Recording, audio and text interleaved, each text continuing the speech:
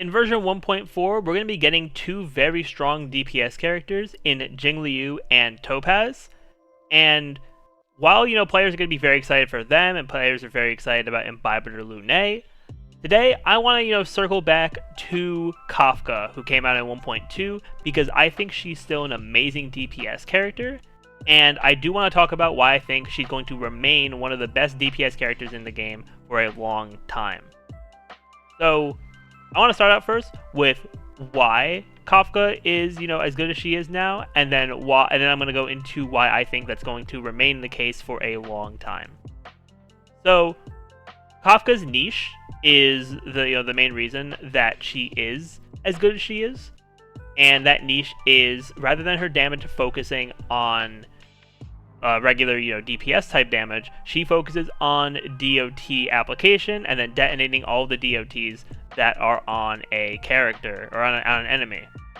And it's, more specifically about Kafka when I talk about this, because while there are, while we do have Luka now who can detonate his own DoT for bleed damage, Kafka is able to detonate every single DoT that is on an enemy and not just the ones that she applied, which is very strong because you're going to be able to get that some really nice damage, especially from characters that increase their DoT damage or just are very built towards DoT, like Luka, Sampo, and whatnot, and maybe future characters as well, which I'll get into later as well. Not talking about any specifics, obviously, because we don't have any official info about upcoming characters, whether they're DoT or not, at the time I'm recording this.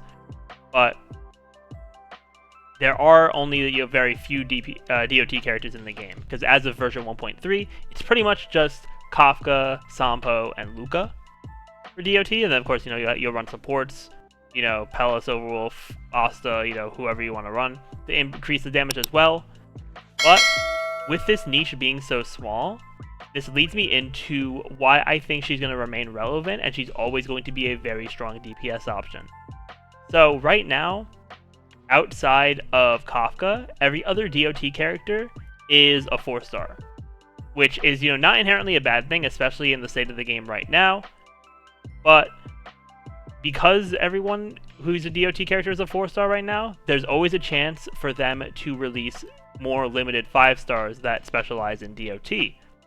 And typically, in most cases, limited 5-stars are going to be stronger than 4-stars.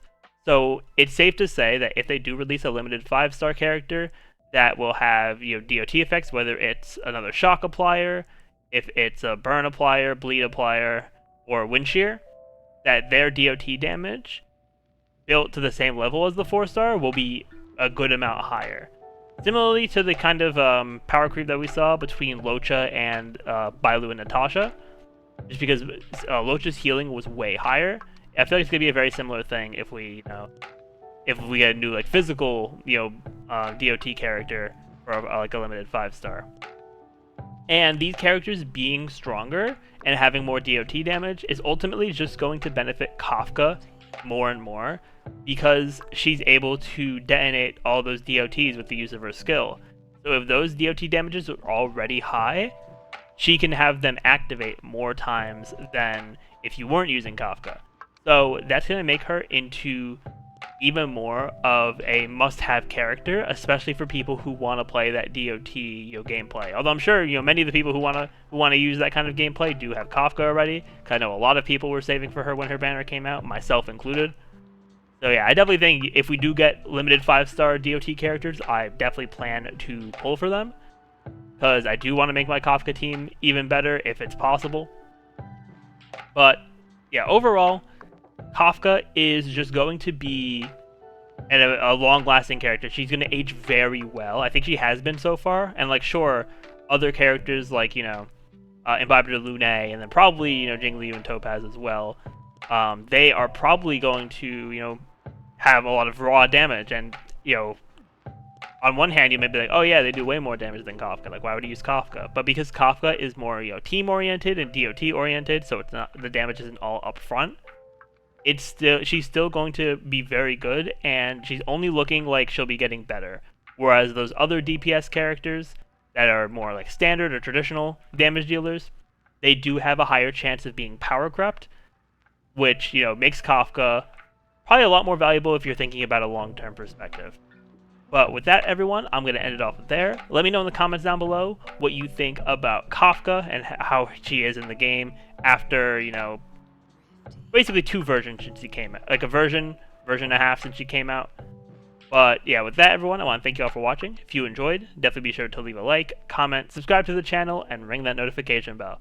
But with that, I will see you all next time.